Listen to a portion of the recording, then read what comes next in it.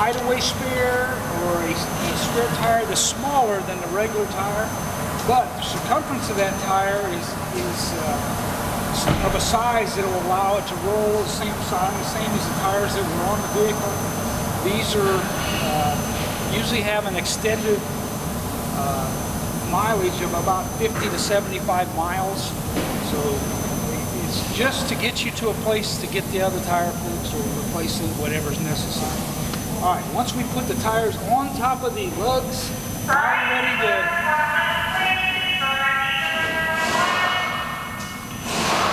now we're ready to put the lugs back on.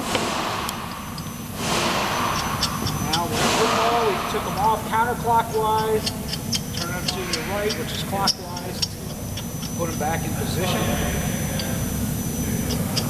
Cut.